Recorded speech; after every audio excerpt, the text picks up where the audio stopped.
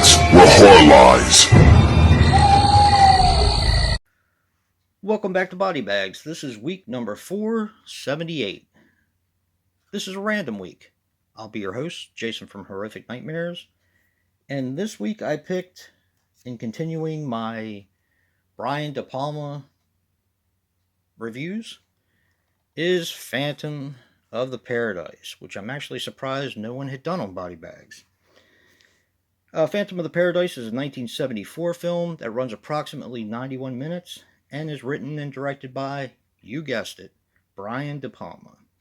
Now, he was responsible for Obsession, Snake Eyes, and Mission Impossible, which really shocked me because that was one of the ones I didn't remember that he had done.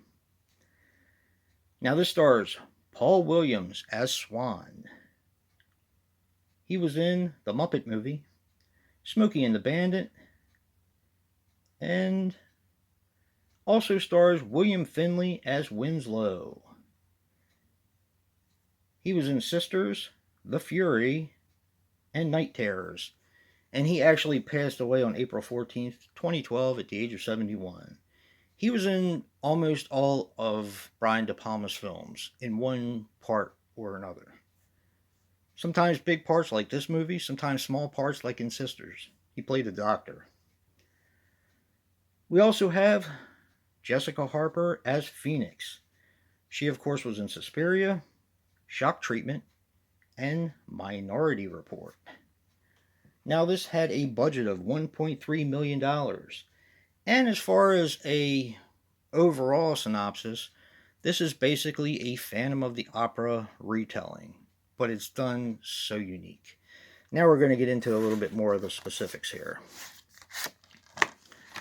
You have Swan, of course, played by Paul Williams, who had made a deal with the devil in order to be rich and famous in songwriting and singing and doing all kinds of stuff with music.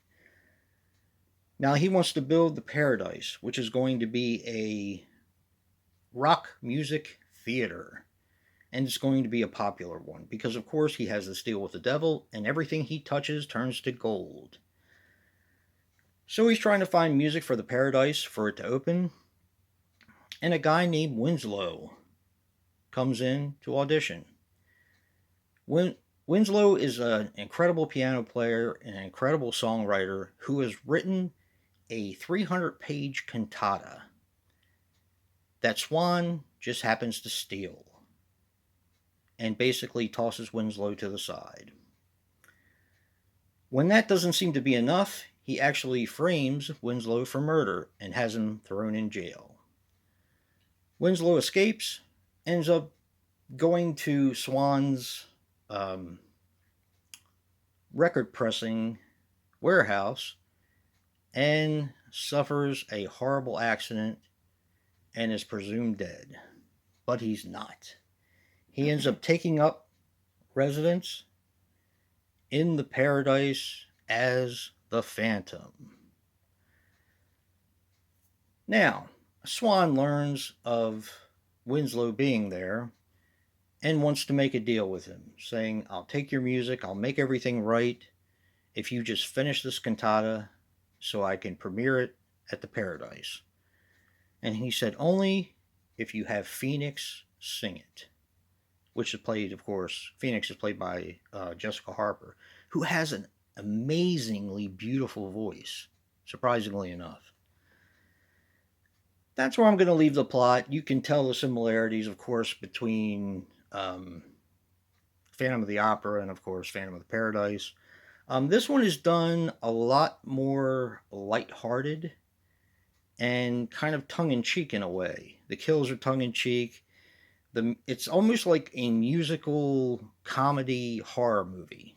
Very quirky, but I love this film. This was in the running for my favorite Brian De Palma film until I rewatched them all. Now this is probably in my top 3, maybe even my top 5. But it's definitely worth a watch. There is a reason why this movie is a cult favorite. It's because it's awesome. Definitely check this one out. And if you like what you see in here, hit that like button and subscribe. And until next time, peace.